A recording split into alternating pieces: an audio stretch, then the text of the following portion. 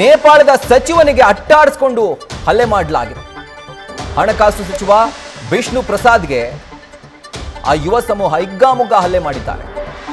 ತಪ್ಪಿಸ್ಕೊಂಡು ಪ್ರಾಣ ಭಯದಲ್ಲಿ ಓಡ್ತಿದ್ರು, ಬಿಡಲಿಲ್ಲ. ಇವರು ದರನೆ ಎಳ್ಕೊಂಡು ಬಂದು ನಡು ರೋಡಲ್ಲೇ ಜಂಜಿ ಹಲ್ಲೆ ಮಾಡಿದ್ದಾರೆ. ಅವರ ಕೋಪ ಯಾವ ರೀತಿ ಇದೆ ನೋಡಿ. ಬೀದಿಗಳಲ್ಲಿ ಅಟ್ಟಾಡಿಸ್ಕೊಂಡು ಒಬ್ಬ ಸಚಿವನಿಗೆ ಹೊಡಿತಾರೆ ಅಂತಂದ್ರೆ ನೋಡಿ, ದೃಶ್ಯಗಳಲ್ಲಿ ಗಮನಿಸ್ತಾ ಇದ್ದೀರಿ.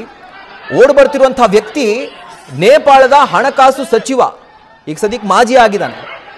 ಆತನನ್ನ ಒದಿತಾ ಇದ್ದಾರೆ ರೋಡಲ್ಲಿ, ಅಟ್ಟಾಡಿಸ್ಕೊಂಡು ಹಲ್ಲೆ ಮಾಡ್ತಿದ್ದಾರೆ. ಗುಂಪಾಗಿ ಹಲ್ಲೆ ಮಾಡ್ತಿರೋದು ನೋಡಿ. ಒಬ್ಬ ಸಚಿವನನ್ನ ಈ ರೀತಿಯಾಗಿ ಅಟ್ಟಾಡಿಸ್ಕೊಂಡು ಹೊಡಿತಾರೆ ಅಂತಂದ್ರೆ ಯಾವ ಮಟ್ಟಿಗೆ ಆ ಜಂಜಿಯ ಕೋಪ ಎಷ್ಟರ ಮಟ್ಟಿಗೆ ಮೀರ್ ಹೋಗಿತ್ತು ಅಂತ ಯೋಚನೆ ಮಾಡಿ.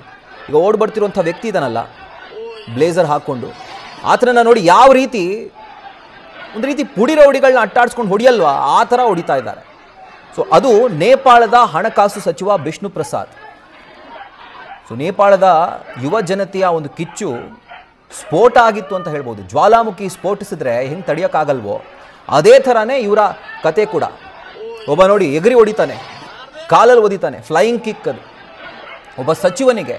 ಇನ್ನು ಎಷ್ಟರ ಮಟ್ಟಿಗೆ ಅವರ ಕೋಪ ಆಯಿತು ಲೆಕ್ಕ ಹಾಕಿ. ಫೇಸ್ಬುಕ್, ಇನ್ಸ್ಟಾಗ್ರಾಮ್, ಈ ಸೋಷಿಯಲ್ ಮೀಡಿಯಾ ಪ್ಲ್ಯಾಟ್ಫಾರ್ಮ್ಗೋಸ್ಕರ ನಡೀತಾ ಇದ್ದಂಥ ಒಂದು ಹೋರಾಟ ಅದು. ಬೇಕೇ ಬೇಕು ನಮಗೆ, ಆಗಲ್ಲ ಅಂಥೇಳಿ ಎಷ್ಟೋ ಜನ ಅಡಿಕ್ಟ್ ಇದ್ದಾರೆ, ಇವತ್ತಿಗೂ ಇದ್ದಾರೆ.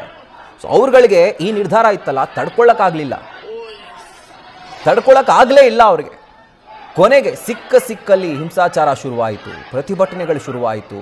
ಬೆಂಕಿ ಹಚ್ಚೋದೇನು, ಕಲ್ಲಲ್ಲಿ ಹೊಡೆಯೋದೇನು, ಅಧಿಕಾರಿಗಳ ಜೊತೆ ಗುದ್ದಾಟಕ್ಕಿಳಿಯೋದೇನು, ಯಾರ ಕೈಲೂ ಕಂಟ್ರೋಲ್ ಮಾಡೋಕ್ಕಾಗ್ತಾ ಇಲ್ಲ ನೇಪಾಳವನ್ನು. ಕೇವಲ ಒಂದೇ ಒಂದು ನಿರ್ಧಾರ. ನೇಪಾಳದ ಸುಪ್ರೀಂ ಕೋರ್ಟ್ ಕೂಡ ಹೇಳಿತ್ತು ಬ್ಯಾನ್ ಮಾಡಬೇಕು ಅಂತ ಹೇಳಿ. ನ್ಯೂಸ್ ಫಸ್ಟ್ ನಿರ್ಭೀತಿಯಿಂದ ನಿಮ್ಮ ಪರವಾಗಿ.